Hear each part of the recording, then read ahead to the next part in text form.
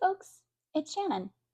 It's been a little bit since I've done a talking head video, so if I'm a little awkward, forgive me. Also, it's morning here, and so I have a little bit of bedhead, and I'm not wearing the fanciest clothes in the world. But I figured that I wanted to take you along with my process as I'm starting to figure out what I want to do for my morning routine. So if that's of interest, let's get into it. So for me, I call my morning routine mostly working on my morning pages. This is a practice that I picked up from The Artist's Way by Julia Cameron, though it's an interesting book, a little bit dated. I don't know that I would recommend it, but it did give me a lot of helpful thoughts for how to structure my mornings. And one of the key things that she talks about is doing morning pages, which is basically taking 3 pages of handwritten long form journaling to just dump everything that's in your head and see if there's any themes that come out. So I used to type my morning pages, but when I got fountain pens recently, which has been a new obsession, and if you're into it or want to hear me babble about it, let me know because I will babble about it. But anyway, when I got fountain pens, I started writing a lot of things by hand again. And so I've been doing my morning pages by hand for about a week or so, and it's been going great. And I noticed that I have a lot of journals that I touch in the morning, which I've talked about before, the fact that I separate a lot of my thoughts out into different journals. Um, and now I'm wondering if I want to try and shift a little bit in that I want to have a journal that I use in the morning and like that is my daily touch journal so that I'm not all over the place. Let me tell you what I mean by all over the place and show you. So I wanted to give you a fair estimation of what my workspace looks like and what my before is. So this is where I work. And you can see I have several journals all over the place. 1, 2, 3. So at the moment, within reach, I have 1, 2, 3, 4, 5, 6, 7, 8. So welcome back. Don't judge me too hard. I use a lot of different journals, and I think it's just part of my process to creatively think about, like, oh, what if I journal about this? What if I journal about that? And figuring out kind of the flow of things has meant that I've gotten stacks, which I've shared with you recently. Um, but that put aside, I'm finding that like I'm writing in a bunch of different places and my mind is kind of all over the place. So I'm thinking that I want to condense that down into my morning pages, and then have a lot of other things in other notebooks. So I'm still going to have multiple notebooks, like I'm still Shannon, but but I'm thinking that this might help me with my mornings to be a little bit more structured and a little bit more focused. So that's really the first thing that I do, is to work on figuring out kind of like what is my intention for making a change in my journaling system. So for this change in my journaling system, I'm wanting to have like a one touch place to go in the morning. And then from there, I can bring it out to other places and play with it and whatever. But I want to have that touch point in the morning that kind of help ground me and get me ready for the day. Okay, so once I have my intention for the journal, I often will go into figuring out, okay, what am I actually doing right now? And what things do I want to keep doing? What things do I add? All that kind of stuff.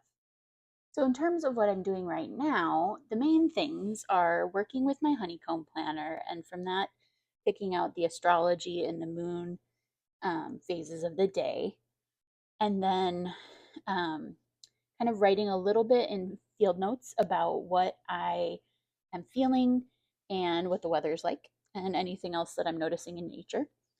And then finally, I will do my morning pages, that bulk writing that we talked about. So those are the main elements of my morning practice at the moment, and they're kind of all over the place, as I showed you. So I'm wanting to find a way to put them in one place physically. And I think at this point, why don't we turn around or go top down, and I can show you some of the playing around with it that I've been doing. Okay, so this is my creativity journal, and this is one of the fountain pens I was talking about. Both of these are from Archer and Olive, and I'm using ink from Archer and Olive. If you have more questions, let me know. Otherwise, I won't belabor all the details. And sorry, it's just much easier for me to write crooked. So I haven't figured out the way of doing it like this and not making my writing look really weird. So we were talking about the fact that I start with kind of what I'm already doing. And so we were talking about the fact that I use my honeycomb planner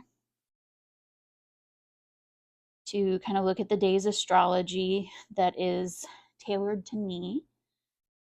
And then I will usually use my solar journal where I write out some of that astrology. I shouldn't have joked about writing crooked because my tech decided does not work.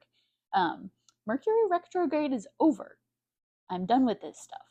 Anyway, so I'm just going to talk you through some of the writing I did here. But basically, we got to the point where I was saying that I use my honeycomb planner in the morning, transfer some of that into my solar journal, and then separately we'll work in my Moonwise journal, mostly to do field notes. And then that is breaking down kind of what the current weather is, and then a word about my mood that kind of describes it in general. So once I do all of those things, I go to a different book and use my morning pages in that. So what did I write over here? On this side, I have some of my aspirational things that I want to do in the future. One is in the Chani app. And so in the Chani app, there is a weekly breakdown that will tell you a key phrase for each day along with an emoji, which is fun. I like writing down the key phrase so that I can kind of have that summary of how the energies of the day are. But I haven't been doing that consistently. So this is not something that I'm currently doing, but is something that I want to try to do. I also really want to have a 5-year journal, but I've been struggling with how to incorporate it into my day. I don't think I want to do it in the morning, but it was an idea that I had about like something that I aspire to doing. And then the last thing is that I want at the end of this practice to kind of have a way to center and ground with my journal before I go into the day. This is another idea that I've got from Jessica and the Moon. I'm not quite sure how I want to do it yet, so I think I'll put that in a different video if you guys are interested. Let me know down below. So with all that said, it's time to pick a new journal. And these are my 3 contenders. 1, 2, 3. And we'll go through them and kind of why I'm thinking about pros and cons for each of them. But before we do that, take a look and tell me which one you think I should choose, just purely off the vibes in the comments. 1, 2, or 3. And then we'll get into this a little bit more. Let me show you the whole cover for 3 because that is a big part of the appeal. The shiny. Okay. So this first notebook is from Yop and Tom, and I really love their notebooks. I feel like they're good, solid notebooks. This one's A5 size. It's got the like moon decal on the front. They have the title page, a key, and then an index. And then these are numbered pages that are A5 dot grid 160 GSM paper. If you don't know what those things mean, don't worry about it. It's just nice, thick, white paper with a dot grid pattern on it. It's got a gusseted pocket in the back. It's got an elastic loop. It's a good standard notebook. And these are notebooks that I already have, so I'm shopping my own collection because I have too many notebooks, as you might imagine. Anyway, these 2 are from the subscription box that I got back in spring from Archer and Olive. This one is gorgeous. It feels a little special too because it's got these deckled edges and it's not quite the bright white that I'm used to from Archer and Olive. So it feels a little different. Um, Otherwise, it's got pen loop, it's got an elastic closure, it's got the gusseted pocket, and the cover is gorgeous with some fun detailing on the spine and some cool debossing on the back. So that's number 2. Number 3 has this full cover, gorgeous foil, beautiful spine, nothing on the back, and is, I think, A6 size and kind of their more standard white dot grid pages. So maybe you can tell from me talking about everything and the fact that I called these 2 standard, which is not really fair because they're great. But I think I'm leaning towards using this journal. So if you guess number 2, you're right. Hey. So the next thing that I do when I'm kind of planning out how I want to use the journal is to figure out what are my daily pages going to be like.